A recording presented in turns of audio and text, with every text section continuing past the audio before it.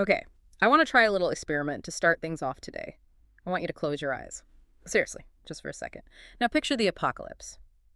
When you think of the end of civilization, what is the image that flashes on the screen of your mind? I'm going to guess, and I'm probably right, that most people are seeing a flash of light. A mushroom cloud, Right, a big explosion. or maybe a massive asteroid, something hitting the Yucatan again, or, the classic alien armada blotting out the sun. It's always something huge and sudden. Exactly. We are conditioned by, well, by Hollywood and frankly by our own history of warfare to think of the end of the world as a singular event. A moment, a single point in time. Tuesday, the world is normal. Wednesday, the world is gone. It's this cliff edge that we all fall off together. Right, it's neat, it's tidy. But the document we are tearing apart today, it presents a theory that is, I think, much, much more disturbing. Oh, it really is. It completely challenges that whole Big Bang apocalypse narrative. It asks a simple question. What if the apocalypse doesn't arrive with a bang? What if it arrives with a skittering sound?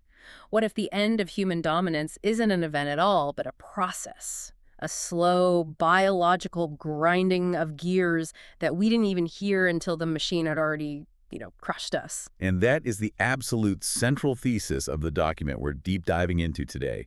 It's called The Arachnid Crisis, a chronological history of the Great Collapse and the Long War. Mm-hmm. And I have to say, of all the historical analyses and scientific reports we've broken down in this show, this one felt the most claustrophobic. Claustrophobic is the perfect word for it. And I want to set the stage immediately for you listening. We're not talking about a B-movie creature feature here. This is not Eight-Legged Freaks. No, not Godzilla-sized spiders knocking over the Empire State Building, if only it were that simple. Right, you can shoot a giant monster. You know who the enemy is. Exactly. This text outlines what it calls a synergistic convergence, which is a fancy way of saying a perfect storm. A perfect storm, right? It traces how global trade logistics, which sounds boring, climate change thermodynamics, and then these microscopic biological mutations, how they all conspired to knock humanity right off the top of the food chain. And the terrifying part for me is just how mundane the villains are at the start. It wasn't some mad scientist in a secret lair. It was shipping pallets. It was a slightly warmer winter. It was a fungus in a cave in Ireland. The perfect storm, but biological. The source material argues that the pre-crisis world, which is, let's be honest, effectively our world right now, was a system primed for failure. Primed for failure. Yeah, and it uses this haunting metaphor that really stuck with me. It says, the discovery of the new spider wasn't the start of the apocalypse. It was just the first audible tick of a clock that had already been counting down for decades. So our mission today is to take the back off of that clock. We're going to look at the gears. We're going to trace the history of the Great Collapse, the absolutely insane biology behind what they call the alpha strain, and finally, how the few survivors managed to reshape civilization. But we have to start at the beginning, the pre-crisis world.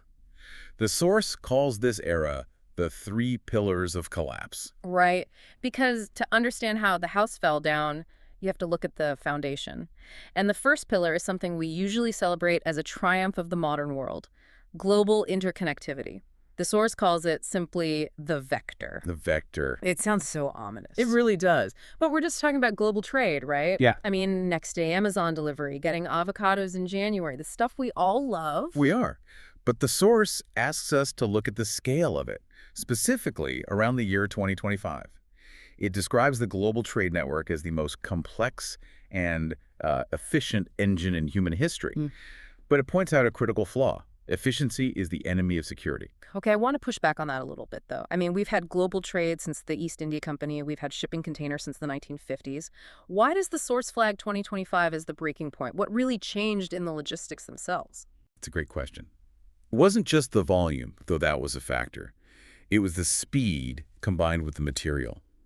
The source highlights a specific regulatory failure regarding solid wood packaging material, or SWPM. Which is just wooden pallets, right? Wooden pallets, crates, dunnage, all the wood used to brace and carry cargo. By 2025, there was a massive global shortage of properly treated, kiln-dried pallets. Why? What caused the shortage? A combination of things. Post-pandemic supply chain crunches that never really got sorted out, massive wildfires in Canada and Siberia that created timber shortages. So to keep goods moving, regulations were relaxed. Shippers started using raw, untreated timber. Greenwood. Green wood, meaning it's still full of moisture. Exactly. It's damp, it's porous. It's essentially a little wooden hotel for fungi, for insect larvae, and of course for arachnids. Okay, so that's the material. What about the speed? That's the other half of the equation. In the 20th century, a ship might sit in port for a week, maybe longer. Fumigation, inspections, quarantine times, they were all built-in delays. By 2025, the smart port algorithms in places like Singapore, Rotterdam, Shanghai, they had container turnaround times down to under 12 hours. 12 hours. Cranes guided by AI, trucks dispatched by GPS. It was a perfectly efficient machine. So let me get this straight. If a spider crawls onto a damp pallet in Newcastle, Australia, in the old days, it might have died or starved or just, dehydrated before the ship even reached Asia. Precisely. We removed the biological barrier of time. The source calls this the survival window. We created a system where a localized organism could traverse 3 different climate zones in 48 hours, protected inside its own damp, wooden microclimate. That is the vector. It's not just a ship. It's a mobile life support system for invasive species. And this leads directly to this concept the source keeps mentioning, bridgehead invasions. Can you unpack that for us? Because it sounds like military terminology. It is, in a way. Think of it like this. Imagine an invasive species, a beetle, a fungus, or in this case, a spider. If it lands on a random beach in California, it has to crawl to the next town. It takes generations for it to spread in any meaningful way. Okay, that makes sense. But what happens if that same spider doesn't land on a random beach? What if it lands in the port of Long Beach, or Singapore, or Rotterdam? That port is the bridgehead. It's the beachhead in an invasion. Because all roads lead to Rome, or in this case, all shipping lanes, all highways, all railways lead out of Singapore. Exactly. Once it establishes a foothold in that hub, it doesn't just spread by walking. It leverages our own trade routes, radiating out from that hub to spread exponentially. It hops on a truck going to Dusseldorf. It gets on a train to Moscow. It gets loaded onto a cargo plane flying to Chicago. So because we're so incredibly good at moving stuff from Singapore to everywhere else, we become the travel agent for the invasion. We become the vector. We do the work for them. The source notes that by 2025, an estimated 200 new alien species were being recorded annually. We built a system where a resilient organism could traverse oceans in days. A journey that would have been completely impossible for its ancestors. So that's pillar 1, the vector, we built the highway. Pillar 2 is the Anthropocene's ecological pressures, or, as the source calls it, the incubator. This is the climate angle. And this is so crucial. We often talk about climate change in terms of, rising sea levels or bigger hurricanes, but the source highlights the direct biological impact, specifically the metabolic impact on arthropods. Right, because spiders are ectothermic. They're cold-blooded. They don't generate their own body heat. Yes, exactly. They rely on external heat from the environment to regulate their metabolism. The source explains that warmer and longer seasons mean higher metabolic rates. It's basic chemistry. It's called the Q10 temperature coefficient. For every 10 degrees Celsius increase in ambient temperature, biological reaction rates can double or even triple. So what does that actually translate to for a spider in the wild? What does a doubled metabolic rate look like? It means everything happens faster and bigger. Digestion is faster, so they can eat more. Growth is faster, so they reach maturity sooner. Their reproduction cycles shorten, meaning more generations per year. And, critically, they grow larger. The source cites data showing that for every degree of average temperature rise, certain arachnid species saw a 10–15% increase in body mass and, interestingly, in aggression. Wait, aggression? Why would they get more aggressive? Higher metabolism means they're hungrier, more active. They need more fuel for the fire, so their hunting behaviors become more pronounced, more predatory. So we turned up the thermostat on the planet and basically put the entire spider population on performance-enhancing drugs. Effectively, yes. And it's not just the heat. The source makes a really important point about habitat destruction. We chop down complex, old-growth forests and fragmented ecosystems. This creates what ecologists call disturbed landscapes. Like the edges of highways or abandoned lots, that kind of thing. Exactly. Most native species, the birds, the small mammals, the specialized insects, they die off in those conditions because they need specific, stable niches. But aggressive generalist invaders, they thrive in the vacuum. They love the chaos.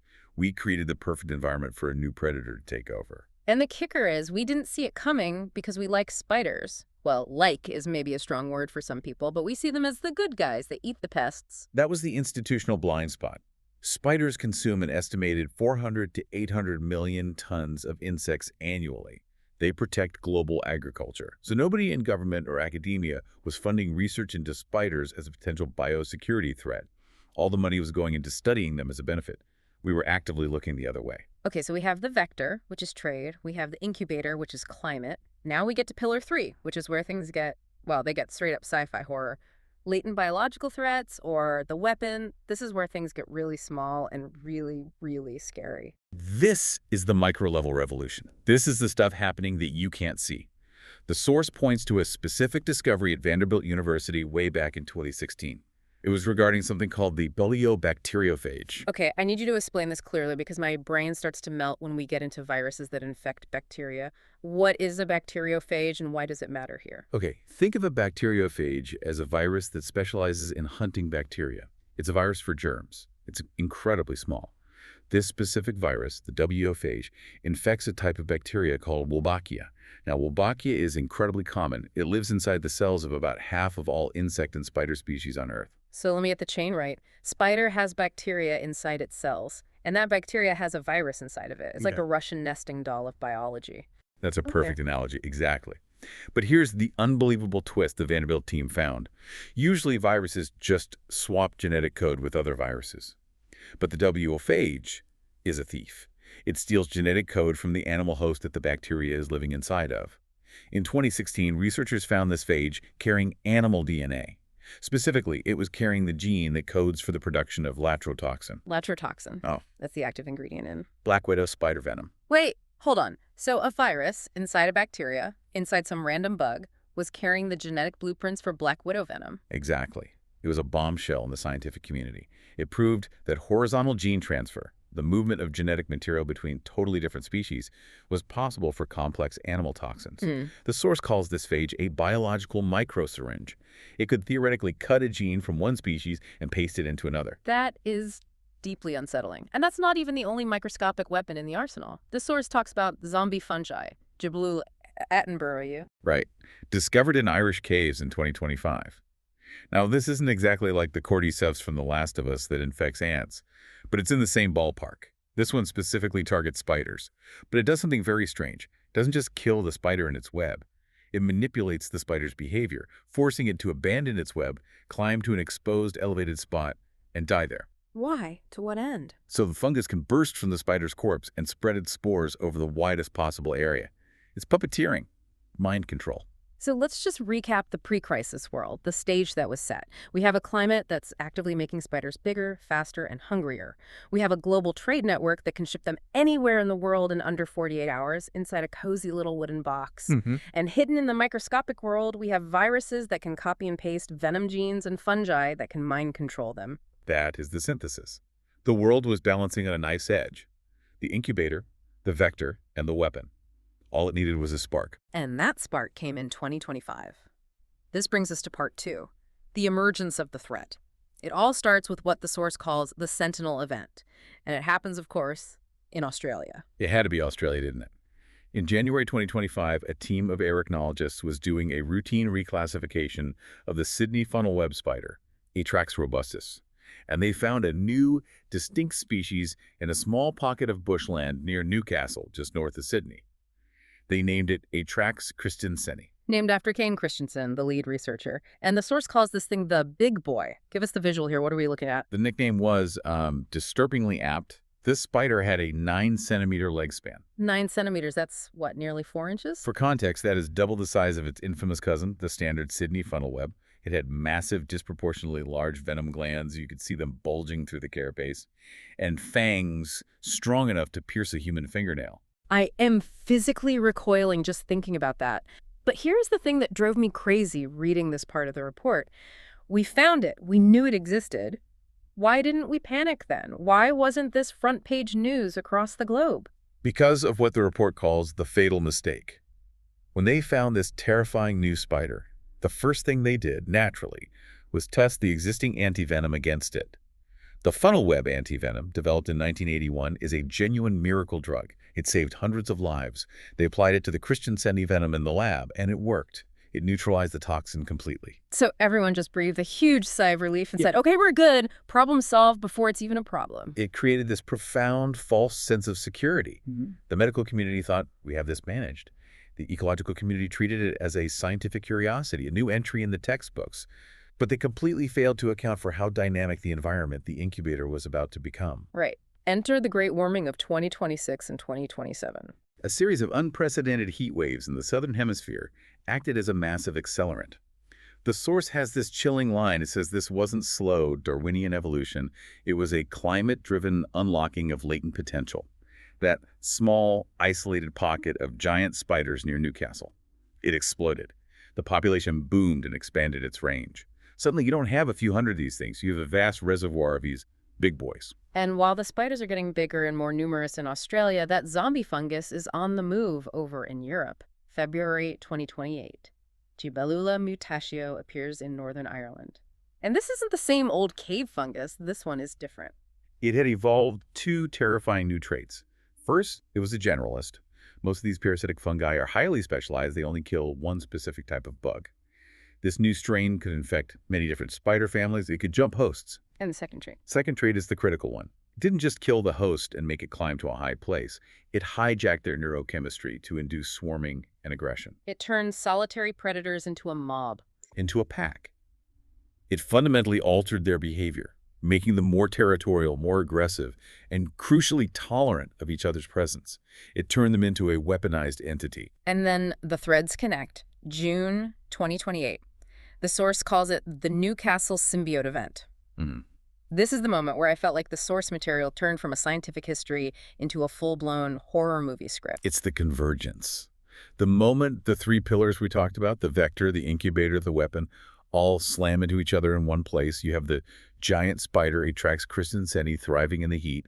You have the aggressive fungus, Eubulula mutatio, which has somehow crossed the globe on an untracked shipment. And then the WO bacteriophage enters the chat. The little virus, the gene thief. Yes. And somehow, in the complex biological soup of that Australian forest, the phage infects the fungus. Okay, walk us through the mechanics of this. How does a virus infecting a fungus lead to the apocalypse? Remember the genetic microsyringe? The phage, which had previously picked up the black widow venom gene, now inserts those genes into the fungus's own DNA. It's a natural, terrifying form of recombinant evolution. The fungus, which usually just eats the spider's insides, now starts producing a potent neurotoxin. So the fungus becomes venomous. Precisely. And then that toxic, mind-altering fungus infects the giant spider, A. christenseni. But here's the key. Because the spider is so large and has such a robust immune system, the fungus doesn't kill it outright. It can't. Instead, it creates a chronic, low-level infection. The spider becomes a permanent carrier, a host. This symbiosis created the alpha strain. Let's break down what this alpha strain actually is, because it's not just a big spider anymore. It's a hybrid. It's something new. It's a living biological weapon. First, it's venom. Because the fungus is constantly pumping out these viral black widow-style toxins inside the spider's body, the spider's own venom profile changes. The molecular structure of the venom shifted just enough that the old 1981 antivenom, which is designed to look for specific protein keys, couldn't pick the lock anymore. So the fatal mistake comes back to bite them, literally. The antivenom is now useless. Totally useless. That was change number one. Second, the behavior. The fungal infection is constantly messing with the spider's nervous system. It suppresses their natural fear of light and open spaces. It makes them actively seek out large heat signatures, mammals, humans. I'm scared. Third, the symbiosis boosted its resilience. The fungal component living in its tissues allowed the spider to retain moisture more efficiently, meaning it could survive in much drier climates that would normally kill a funnel web. It could survive long sea voyages. And the scientists missed it. How on earth did they miss this happening? Because they weren't talking to each other. The source is scathing about this. The arachnologists in Australia were looking at spiders. The mycologists in Ireland were looking at fungi. The virologists at Vanderbilt were looking at viruses. No one was putting the pieces together. The threat grew in the silence between disciplines. That is such a haunting phrase, the silence between disciplines. So the monster is born. Now it has to get out of the cage. This leads us to part 3, the silent pandemic, March 2029. The breakout. And again, it wasn't a dramatic explosion. It was a timber shipment, a container full of untreated green wood pallets loaded in Newcastle and bound for the port of Singapore. And because of that new fungal resilience we just talked about, the alpha strain spiders hitting in that wood survived the ocean trip with no problem. They thrived, actually. And Singapore became the global distribution center, the ultimate bridgehead. From there, within months, infestations were seeded to Houston, Rotterdam, Shanghai, Dubai. The source calls this period the invisible spread. Okay, but I have to stop you there again. We're talking about a spider with a 9 centimeter leg span. That is the size of a grown man's hand. You're telling me this thing lands in a port in Houston or Shanghai and people just shrug. I find that really hard to believe. How did nobody raise the alarm? It does sound implausible until you look at the data on what the source calls ecological blindness. It cites a study from 2028 showing that the average urbanite couldn't correctly distinguish between a harmful and a harmless native arthropod 90% of the time. We've lost that skill. So, to a dock worker in Rotterdam who sees bugs all day, a big spider is just a big spider. He's not going to call the CDC. Exactly. And you have to remember the symptoms of the bite. The alpha strain venom caused rapid paralysis and massive neurological failure. Now picture an industrial setting like a port. If a guy collapses near a crate, what's the first assumption? A stroke, heart attack, chemical fumes from the container. They aren't looking for 2 tiny puncture marks on his ankle. And even if they found them later, the source notes that the bite site often became necrotic, looking very similar to a brown recluse bite, just much faster. So the coroner, with a massive caseload, writes sepsis or necrotizing fasciitis on the death certificate. Case closed. Nobody connects the dots between a death in Houston and a death in Shanghai. And this is where the bureaucracy completely failed us. The source talks about the World Health Organization's classification. This part is just tragic. The various national and international agricultural bodies classified the spreading spider as a low-priority invasive species. Why? Because their entire framework was built around crop threats. They assumed it was just another bug that would eat other bugs. Maybe it would be a problem for the local beetle population. They had no category for a weaponized predator that specifically targeted humans. None. They were looking for a potato beetle, and they got a tiger. And this went on for 3 years. The silent pandemic spread until October 17th, 2032, the Sydney event. The turning point. The day the infestation stopped being a series of isolated incidents and went overt. It was a particularly hot day, even for Sydney. And a change in barometric pressure, a critical mass of population, nobody knows for sure, triggered a swarm. Millions of alpha-strain spiders emerged from the city's parks, from the sewers, from the utility networks. The source quotes a survivor who described it as the ground itself flowing like a living tide. 85,000 casualties in 72 hours. That number is it's staggering. It's hard to wrap your head around that level of carnage. It's the speed of the societal collapse that's so terrifying. The hospitals were flooded, completely overwhelmed within hours, and the moment the doctors realized the standard funnel web antivenom wasn't working, that was the breaking point. Hope vanished. The medical system didn't just struggle, it evaporated. Staff fled to save their own families. And the government's response, what could they even do? Pure desperation. The Australian military established a hard quarantine. They realized they couldn't evacuate the city without spreading the swarm across the entire continent. So they barricaded the highways, they blew up the bridges, they trapped millions of people inside the city with the swarm. A slaughter. They just wrote them all off. They saw it as the only choice. And the world watched it happen on the news. But by then, of course, it was already everywhere else, just waiting.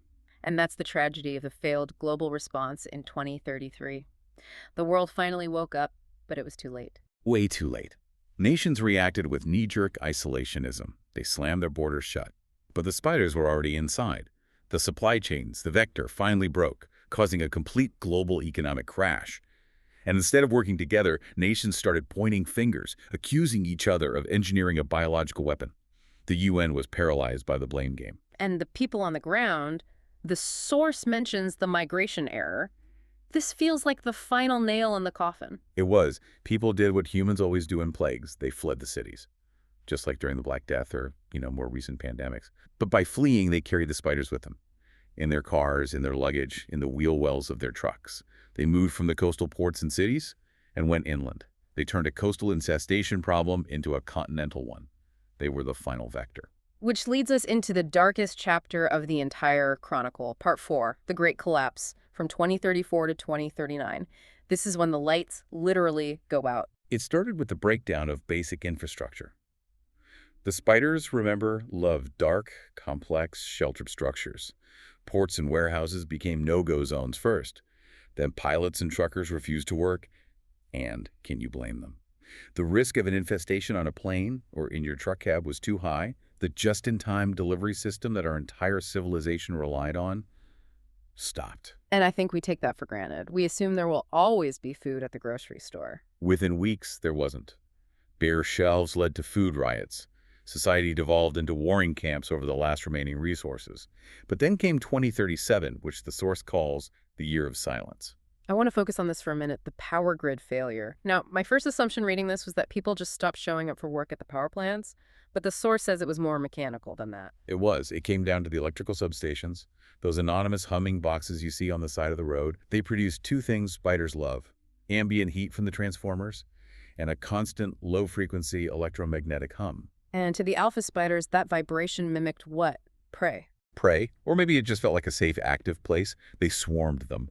They built massive nests inside the transformers around the insulators. Millions of them. Millions. Their bodies and their webbing, which you have to remember is slightly conductive due to the fungal component, it shorted out the grid. A substation would blow. Once a substation blows in the middle of a swarm-infested zone, no maintenance crew is going in there to fix it. Ever. So the grid goes down, and it stays down, one sector after another. And the dominoes fall fast. No power means no water pumping stations. Suddenly, cities like London and New York have no running water. Cholera, a disease from the 19th century, returns within weeks. No power means no servers, no internet, no global communication. That's the silence, the end of the global narrative. History stopped being this shared thing we all watch on Twitter or CNN. It became local, it became desperate, it became, can my family and I survive today? It was a new dark age of isolation, and psychologically, it fundamentally shifted us. The source calls it the emergence of the predator paradigm. Think about it. A virus is invisible, it's impersonal, it feels like bad luck. A spider is a hunter. It is a visible predator. It sees you, it wants you. The source talks about the trauma this induced. Hypervigilance, the siege warfare mindset, checking every corner, every shoe, every ceiling, and the paranoia toward other humans. Yes, this is key. Other humans were no longer allies. They were viewed as vectors. If someone comes knocking at your bunker door, they might let a spider in. They might be a weak link in your defense. Universal PTSD and a deep, crushing survivor's guilt became the baseline human condition. It's bleak, it's incredibly heavy to read, but humans are stubborn. We don't just roll over and die. Eventually, slowly, we started to fight back. Part 5, The Long War, from 2040 to 2055. This is where the story shifts from pure survival to organized resistance. It started with consolidation. Humans retreated to places the spiders hate. Geography became our greatest ally: high, cold, and dry. So places like the Tibetan Plateau, the Andes Mountains, Alaska, the Great Deserts. Precisely. And in the U.S., what was left of the government retreated to the Cheyenne Mountain Complex. Biodefense agencies like NBACC and USARID shifted their entire mission from counterterrorism to fighting a single species. This became a war of biology. And our architecture changed. The source talks about the fortified gold standard. Right. You couldn't just live in a house anymore. You had to live in a sealed machine. Hermetically sealed buildings, continuous load paths so there are no cracks, positive pressure ventilation. Pushing air out so nothing can get in. Exactly. And the weapons changed too. I found this part fascinating. Guns didn't work. Pesticides didn't work. You can't shoot a swarm. A bullet is irrelevant against a million tiny targets. And pesticides were too toxic to humans and the environment in the quantities needed. The new strategy was to weaponize the spider's own biology against itself. The technological offensive began in earnest around 2046. Okay, talk to me about these new weapons, specifically the Quetin synthesis inhibitors, or CSIs. How do they actually work? This was the absolute game changer. Cheghin is the biopolymer that a spider's exoskeleton is made of. It's their skeleton on the outside. But to grow, they have to molt. They have to shed their old, tight skin and grow a new, larger one. It's an incredibly delicate and vulnerable process. These inhibitors, which could be dispersed as a fine mist by drones, block the specific enzyme that spiders need to harden their new chitin. So they would try to molt, and what happens? Catastrophic molting failure.